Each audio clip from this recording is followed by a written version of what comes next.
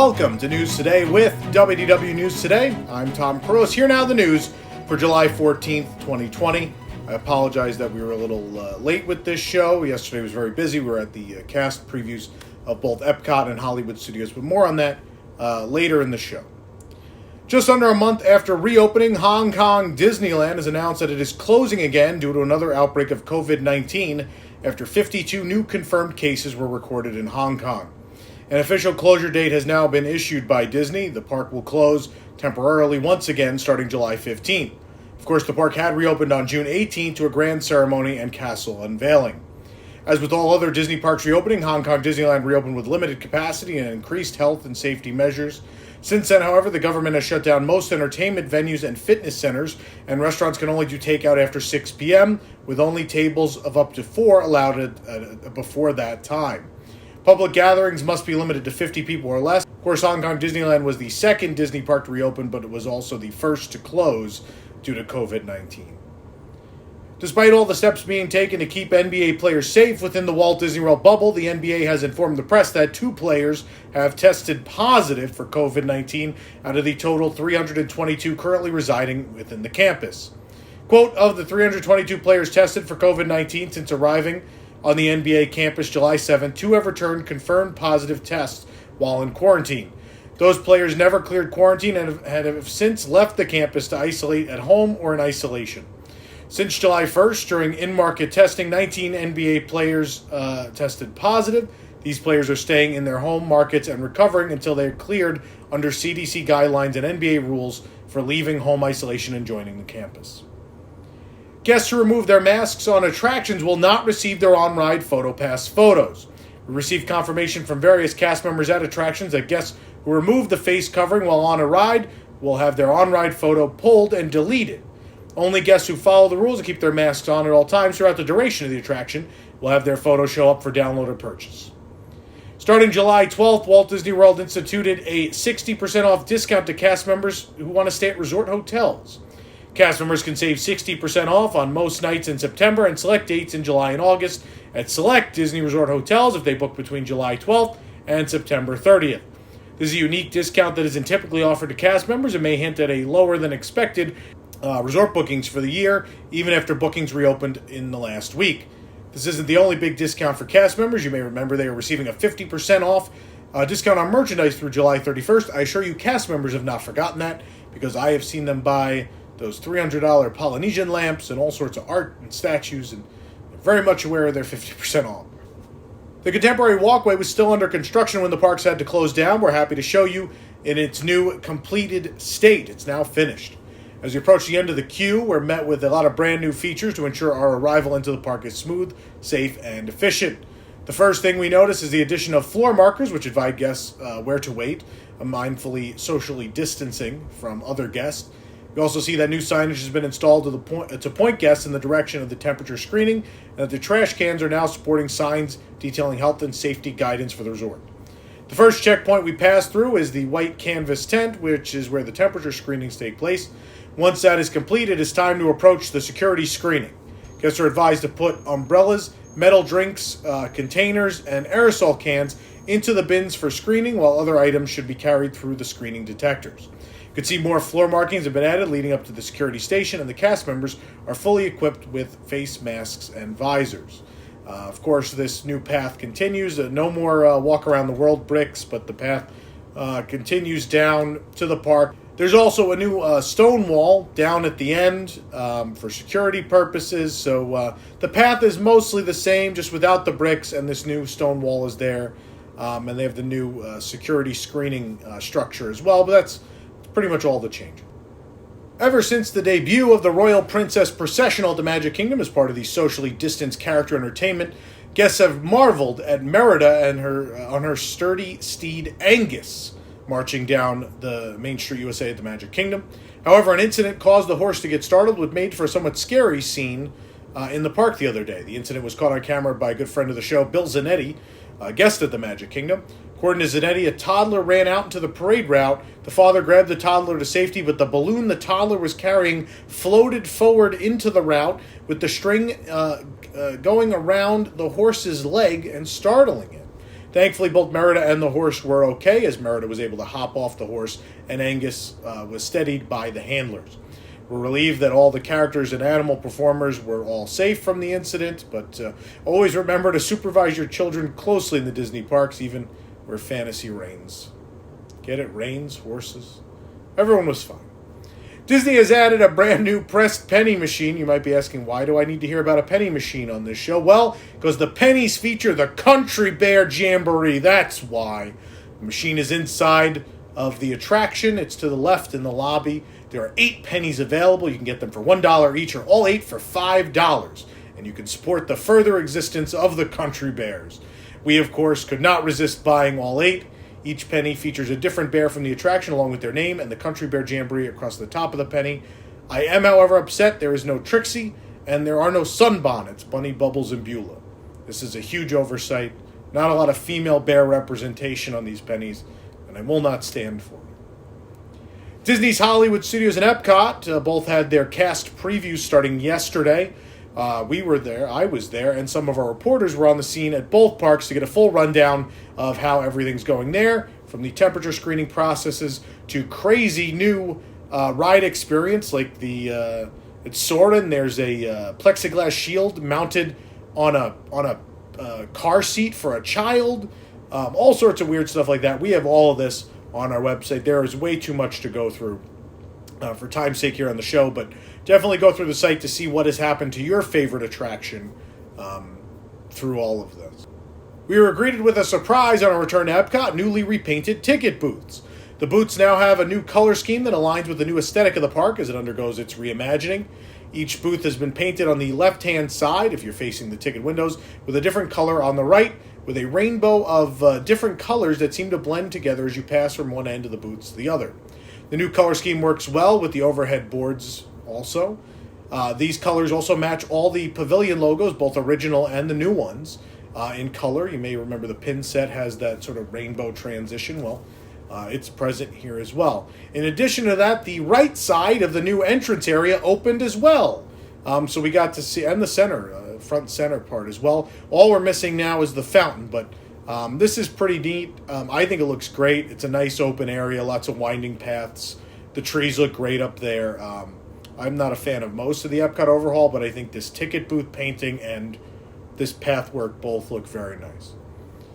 Patina Restaurant Group has announced that their 3 dining locations in the Italy Pavilion of Epcot will reopen with the park on the 15th. Patina owns and operates Via Napoli, Tutto Italia, and Tutto Gusto in Epcot's Italy Pavilion. The restaurants will be open with modified hours and menus. Via Napoli will operate from noon to 8. Tutto Italia will operate from 2 to 8, and Tutto Gusto from 2 to 8 as well. Much of the World Showcase has been affected with barely any cultural representatives staffing the pavilions. This was especially apparent in the China Pavilion, which despite reopening, sits mostly closed with no restaurants or stores. Both Nine Dragons and Lotus Blossom Cafe are closed. Of course, everyone knows how much I love Nine Dragons. I'm very sad. The Pavilion signature shop, the House of Good Fortune, is also closed. Reflections of China is open, but staffed by cast members who are not cultural representatives. It's those cast members at Epcot in the flag shirts. The pavilion's adjacent kiosks, though, the Joy of Tea and Good Fortune Gifts, are thankfully open. So don't worry, you could still get that Tipsy Ducks in Love, which is the greatest alcoholic drink on earth, in my opinion, or purchase a parasol. The lack of cultural representatives throughout the pavilion is one of the more regrettable effects of the pandemic and its subsequent shutdown of the parks. We can't wait to see these representatives come back. We hope it's certainly going to be very soon. Do keep in mind also, it was reported in May of 2019 that a new movie will replace Reflections of China sometime in 2020, but there have been no updates since then. We don't know when exactly that is going to happen. But I will tell you, I've experienced all the parks at this point, and Epcot is the most hurt. The other ones I don't really feel have suffered much from these new guidelines, but Epcot feels kind of like a ghost town in a lot of places. It's pretty sad. It's time to ignite the spark as we head on in to Disney's Hollywood Studios and to the Rise of the Resistance attraction for the cast member previews. We've seen how quickly reservations for the park have gone over the past few weeks with the Disney Park Pass system, so it's evident guests are eager to come back and experience Star Wars Galaxy's Edge. And of course, with limited capacity comes lower wait times for most attractions and less crowding, so upon park open, guests beelined their way to Rise of the Resistance, which was open for only 3 months when the theme park shut down. Crowds were light in the morning as guests traversed the space tunnel into a galaxy far, far away. Once inside the land, you walk past a series of umbrellas forming a makeshift outdoor queue. While a modified virtual queue will be in place starting on July 15th, for cast member previews, the queue is standby only. With no boarding groups to check for, guests are free to just stroll on into the Resistance Forest. The entirety of the queue is lined with social distancing markers. Once inside, however, the queue is now lined with plexiglass walls to keep guests separate as they wind through. Water fountains are still available, although it isn't exactly recommended given the current circumstances.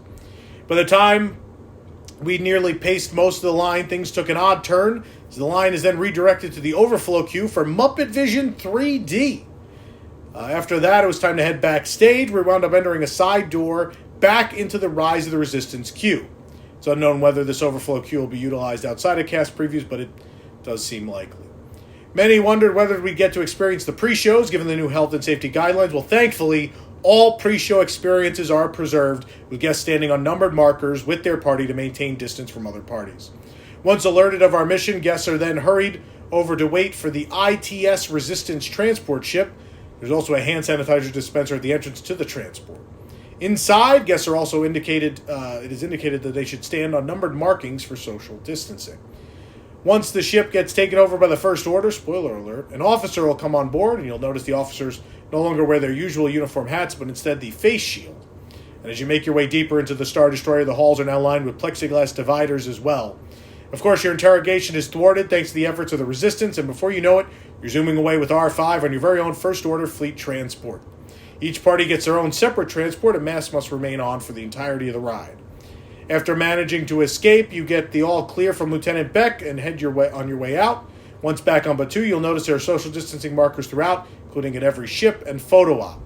For now, the Resistance Supply merchandise shop remains closed.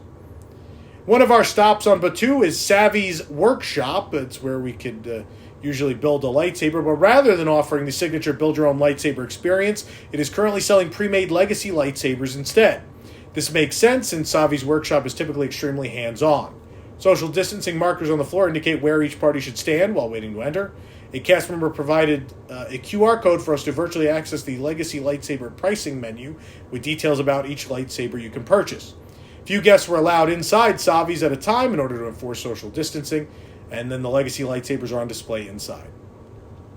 Could Primeval World not be reopening for a while? The latest park map from Animal Kingdom suggests so. The attraction doesn't appear on the latest map, nor is it listed in the descriptions. The attraction, of course, entered seasonal operation last year. Its removal from the listing could be an indication that with the park operating at reduced capacity, Disney would prefer not to open the ride for the foreseeable future, or maybe ever. The structure itself is partially obscured by the name of Dinoland USA. Meanwhile, Dinosaur and Triceratops Spin remain listed.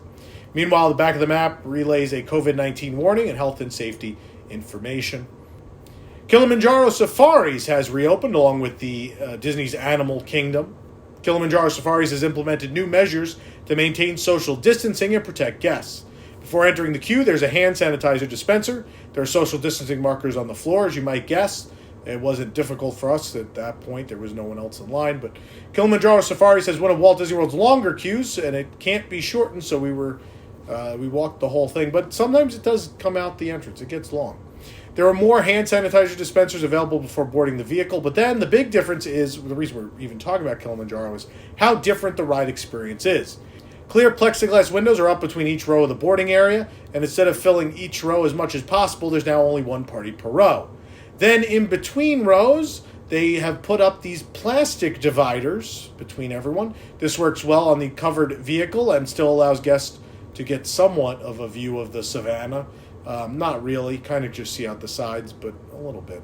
This also means the ride can accommodate more guests at a time, unlike many other attractions that had to skip rows. Some early reports indicated that guests were able to take their masks off on this ride, but that has changed already. All guests are now required to keep their masks on while on the safari truck. After our safari, cast members began disinfecting our vehicle. They were thoroughly wiped down, both the seats and the poles. The cast members are doing this after every safari ride, so guests are always riding a freshly cleaned truck.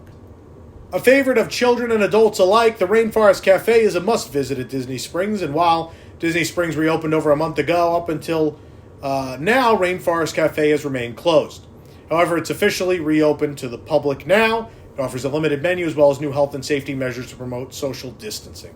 Hours for the restaurant are 11 a.m. to 9 p.m. You can view the full menu on our website. Although Disneyland Resort has been closed, that doesn't mean the activity behind the scenes has stopped.